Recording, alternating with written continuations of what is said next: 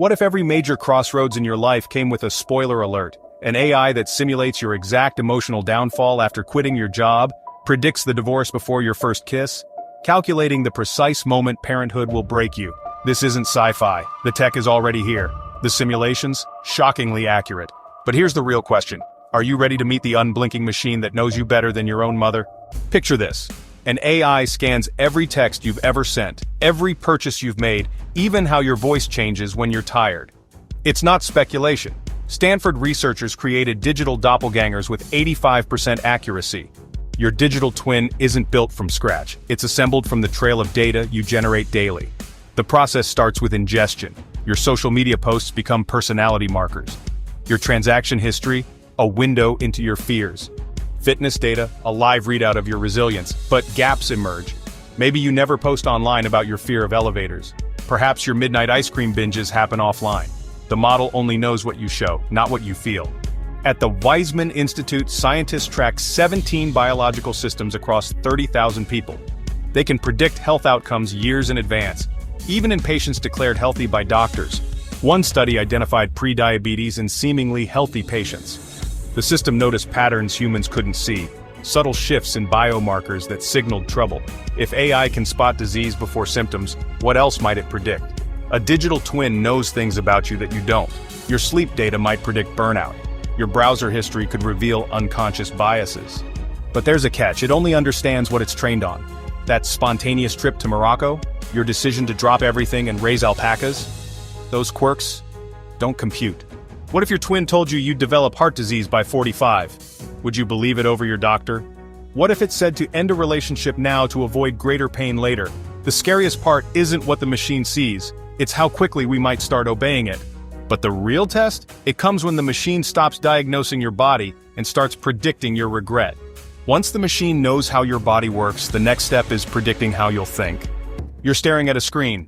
The AI recreates Berlin, your possible life there, frame by frame. You walk to a new office, you celebrate a promotion. Month 6, excitement fades. Month 18, your emotional graph flattens. A red zone appears. 87% chance of severe homesickness outweighing career benefits.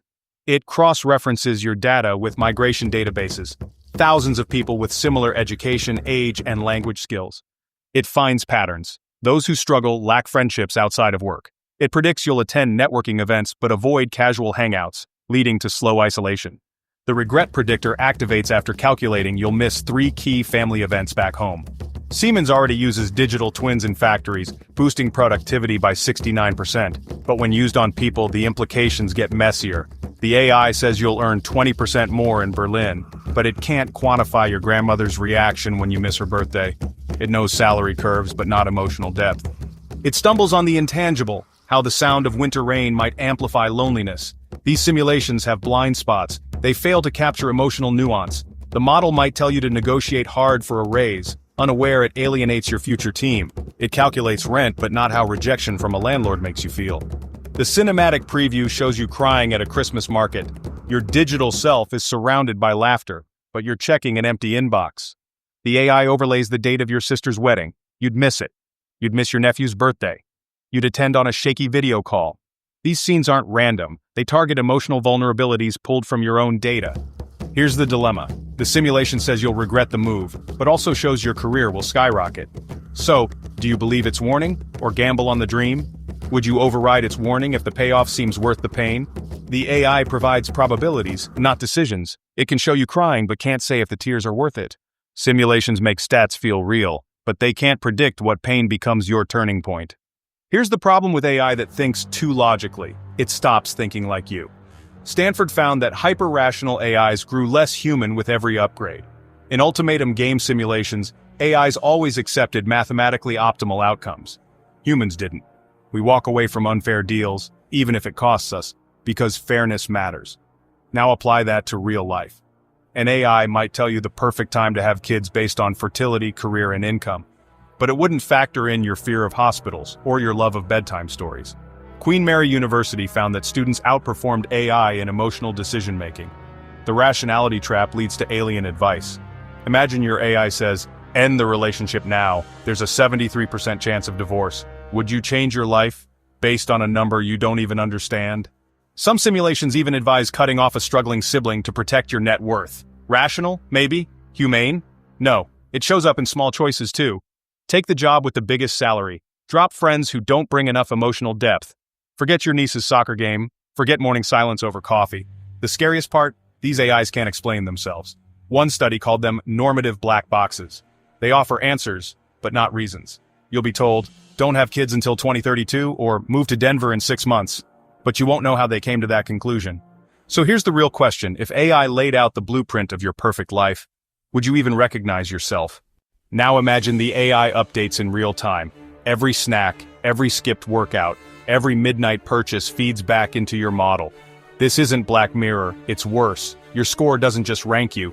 42% of factory workers resisted digital twins, and they only tracked productivity. What happens when the model tracks your soul? The model can't keep up with you. Preference drift sets in.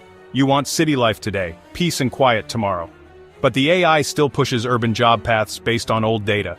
The simulation reflects who you were, not who you're becoming.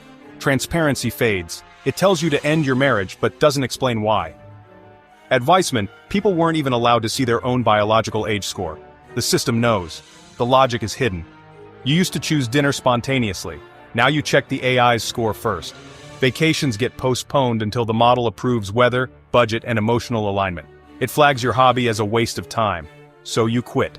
Slowly, you stop choosing. You start obeying. Then comes paralysis. Too many futures, too many outcomes. You stay in okay relationships. You wait for the algorithm to decide your big move. You feel in control, but the AI curates your options. It might steer you away from certain jobs, or hide dating matches it doesn't predict long-term success with. Here's what the AI can't grasp. Why you'd run a failing business to honor your father, or skip a big meeting to see your kids play. It calculates probabilities, but never meaning.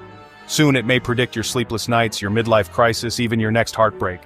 But can it predict the version of you that says, screw the data, I'm doing it anyway?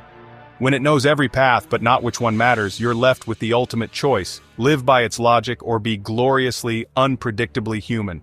The most accurate simulation might be the one you never run. Some choices demand chaos, gut decisions, unreasonable love, risks that defy logic. Stanford researchers say we're more predictable than we think, but it's the unpredictable moments that define us. So tell me, if an AI could show you every regret before you even made the choice, would you look, or would you keep the thrill of not knowing?